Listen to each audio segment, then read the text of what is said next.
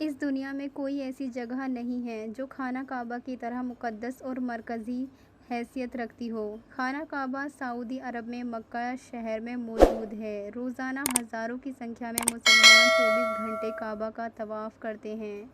خانہ کعبہ کی تصویر کروڑوں مسلمانوں کے گھروں کی زینت ہے۔ دنیا کا ہر مسلمان کعبہ کو اپنا قبلہ تسلیم کرتے ہوئے اس کی طرف منہ کر کے روزانہ 5 وقت کی نماز ادا کرتا ہے۔ دوستو، خانہ کعبہ کا اتہاس بہت ہی دلچسپ رہا ہے اور آج کی اس خوبصورت ویڈیو میں خانہ کعبہ کی 10 ایسی باتیں بتاؤں گی جس کے بارے میں شاید ہی آپ نے پہلے کبھی سنا ہوگا۔ دوستو، سب سے پہلے بات کرتے ہیں خانہ کعبہ کو کب، کیسے اور کس نے تعمیر کیا۔ آج جس کعبہ کو آپ دیکھتے ہیں وہ ہمیشہ سے ایسا نہیں تھا۔ قدرتی آفات اور کئی अन्य کارنوں سے سمے پر کعبے کی تعمیر کی ضرورت پڑتی گئی۔ دوستو، ہم میں سے اکثر لوگ یہ سوچتے ہیں کہ کعبے کی تعمیر سب سے پہلے حضرت ابراہیم علیہ السلام اور ان کے بیٹے اسماعیل علیہ السلام نے کی، مگر ایسا نہیں ہے۔ روایتوں میں آتا ہے کہ اللہ تعالیٰ نے جب حضرت آدم علیہ السلام کو جنت سے دنیا میں بھیجا تب آدم علیہ السلام نے اللہ کے حکم سے خانہ کعبہ کی تعمیر کیا، جس کے لیے آدم علیہ السلام نے مختلف پہاڑیوں سے پتھر لا کر کعبے کی نیو رکھی۔ اس کے بعد ہزاروں سالوں بعد نوح علیہ السلام کے زمانے میں جب طوفان نوح آیا تھا تب خانہ کعبہ طوفان کی وجہ سے بہہ گیا، مگر خانہ کعبہ کی نیو بچی رہی۔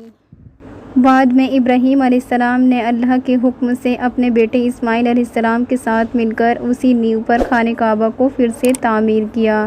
پھر نبی صلی اللہ علیہ وسلم کے زمانے میں ظہور نبوت سے پہلے قریش والوں نے پھر سے خانہ کعبہ کو تعمیر کیا۔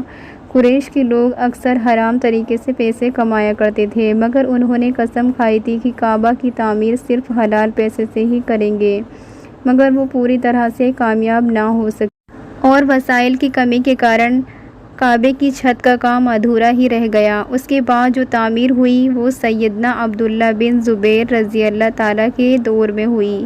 پھر آخری بار عبداللہ ملک بن مخان کے کہنے پر حجاج بن یوسف نے قریش کے بنے ہوئے کعبہ کو گرایا اور اسی نیو پر پھر سے خانہ کعبہ کو تعمیر کیا، اور آج جو ہم خانہ کعبہ کو دیکھتے ہیں وہ اسی وقت سے بنا ہوا ہے۔ دوستو، نبی کریم صلی اللہ علیہ وسلم کے زمانے میں کوئی بھی مسلمان خانہ کعبہ میں آ جا سکتا تھا اور عبادت کر سکتا تھا۔ خانہ کعبہ ہفتے میں 2 بار عوام کے لیے کھولا جاتا تھا، مگر آج کے وقت میں خانہ کعبہ کی تعداد اور دیگر وجوہات کے چلتے سال میں صرف 2 مرتبہ ہی خانہ کعبہ کو کھولا جاتا ہے، اور اس میں بھی صرف اعلیٰ شخص ہی اور خاص مہمان ہی خانہ کعبہ میں داخل ہو سکتے ہیں۔ دوستو، کیا آپ کو پتہ ہے خانہ کعبہ میں پہلے 2 دروازے ہوا کرتے تھے، ایک خانہ کعبہ میں داخل ہونے کے لیے اور دوسرا باہر نکلنے کے لیے، اور ایک کھڑکی بھی ہوا کرتی تھی، مگر آج خانہ کعبہ میں صرف ایک ہی دروازہ رکھا گیا، اور یہ دروازہ سن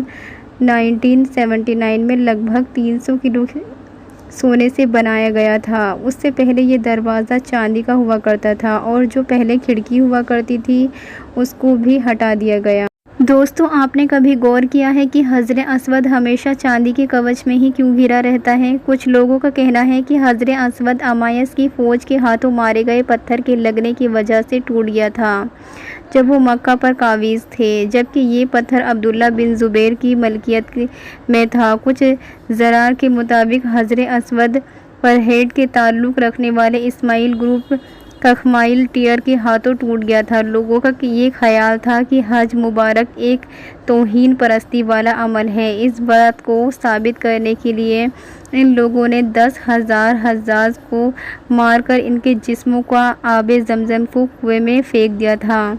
یہ غیر انسانی عمل کافی نہیں تھا، یہ شیطان حجر اسود کو مشرق میں لے گئے اور پھر عراق کے شہر کوفہ میں لے گئے، جہاں اس کے عوض مٹی سے وصول کیے گئے۔ ان کو پھر مجبور کیا گیا کہ وہ حجر اسود کو خلیفہ واجد کو واپس کر دے۔ جب اس کو واپس کیا گیا تب یہ ٹکڑوں میں تھا، اور ان ٹکڑوں کو ایک جگہ کرنے کا صرف ایک ہی طریقہ سمجھ میں آیا کہ اس کو چاندی کے سانچے میں رکھا جائے۔